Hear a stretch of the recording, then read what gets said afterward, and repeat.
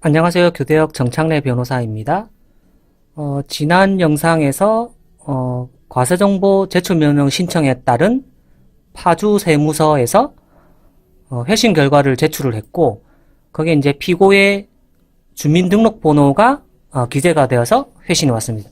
그래서 이에 따라 처음 소 제기할 때는 피고의 이름과 주소 외에는 다른 정보는 없었는데, 주민등록번호를 추가 보완해서 이제 피고, 당사자 표시정정 신청을 할 수가 있습니다. 이 서류를 한번 설명드릴 건데요. 물론 이제 전자소송 사이트 내에서 직접 입력하는 부분이 있을 거고, 여전히 이제 한글 파일 형식으로 된 부분에서 설명을 드리도록 하겠습니다. 당연히 사건하고 원고 피고 이렇게 적고,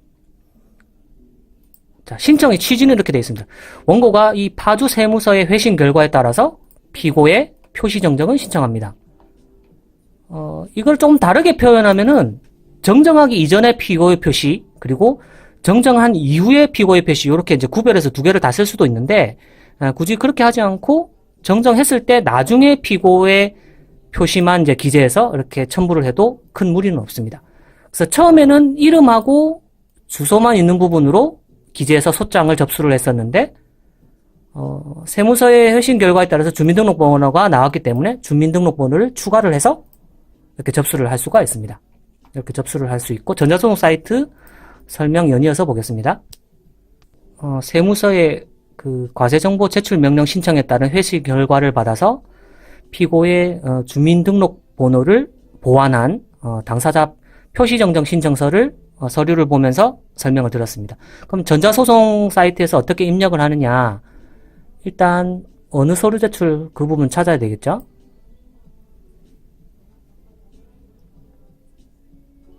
자, 전체 서류에서 전자소송 사이트에서는 이렇게 주제별로 이렇게 나누어져 있습니다.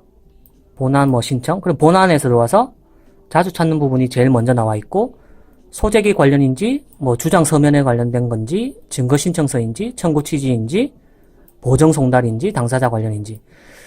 저희는 당사자 표시정정 신청서를 접수를 할 거기 때문에 여기로 들어가야 되겠죠? 여기로 한번 들어가 보겠습니다. 네, 해당 당사자 표시정정 신청서 부분으로 들어오면은 이렇게 표시가 되는데, 우리는 피고 거를 신청할 거기 때문에 피고를 선택을 하고 이렇게 당사자를 선택한 다음에, 그럼 이 부분은 정정 전 당사자가 그대로 이제 표시되게 됩니다. 그럼 정정 후 당사자는 우리가 주민등록번호가 보완이 됐죠. 그래서 피고 이름을 그렇게 먼저 적고 주소도 여전히 동일하고, 다만 이 부분에 보면은 저는 그 전자소송 사이트에서 왜 이렇게 되어 있는지는 좀 정확히는 모르겠는데, 주민등록번호가 입력되지 않도록 주의하여 주시기 바랍니다. 그러니까 이 부분에는 적지를 않고, 아까 제가 이전에 설명을 드렸던 당사자 표시정정 신청서 서류를 첨부를 하라. 그쵸? 아랫부분에 이게 나와 있죠. 이 부분에. 당사자 표시정정 신청서. 그래서 신청서 자체 파일 자체를 주민등록번호가 기재된 이 파일을 첨부하는 형식으로 해야 되는 게 아닌가. 전자소송 사이트 내에서는 그렇게 해야 되는 걸로 얘기가 됩니다. 그래서 신청 이유는 그렇게 적으면 되겠죠. 이거는 샘플이고요. 이 부분은 샘플이고, 취지는 이 사건에 관해서 원고가 처음에 피고의 주민등록번호를 모르고 일단 소를 제기하였으나 이제는 알게 되었으므로 피고 표시를 정정합니다. 이렇게 표시를 하면 되고, 회신 결과를 첨부를 해서 정정을 해도 되겠죠. 이런 식으로 해서 표시 정정 신청하면 되겠습니다. 그러면 나중에 판결문에도 집행문에도 피고의 주민등록번호가 표시되어서 그렇게 서류가 나오게 되겠죠.